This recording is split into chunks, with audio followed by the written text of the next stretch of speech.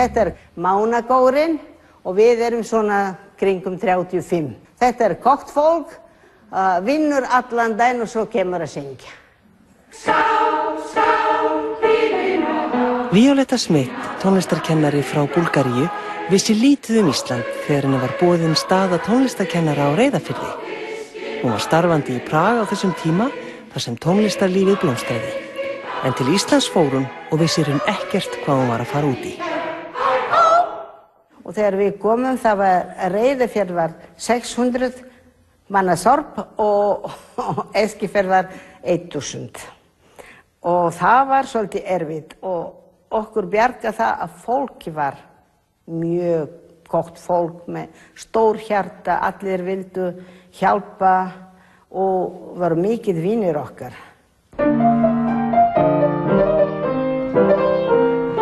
Violetta gerði sér fljótt grein fyrir því að það var ekkert tónlistarlíf á Reyðarfirði, engin tónlistarskóli, engin kór og hvað þá hljóðfæri. En bæjarbúar voru ekki lengi að taka við sér og orgelið var pantað í pörtum frá Bandaríkjunum. Og það voru bara notur og bara pípur og ég veit ekki hvernig þetta var. Allavega þetta var sett saman og við vorum svo ánægð að þetta var sett saman og fyrst þegar það kom í samband, það sprakk.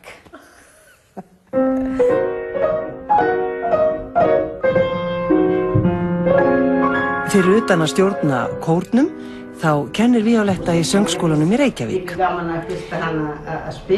Hún var fljót að læra íslenskuna og auðvitað notaði hún tónlistina til þess. Fyrsta eða annar lag sem ég fannst mjög fallegt var Sprengisandi, Ríðum.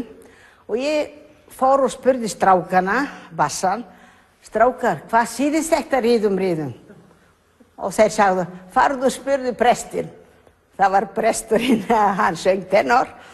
Ég fór og, David, hvað síðist þetta? Ríðum. Hann var ægilega svona á svipinn og sagði, veistu, þetta síðist, fara á Heisbakk, takk fyrir. Svona lærði ég íslensku, ég var alltaf að spyrja.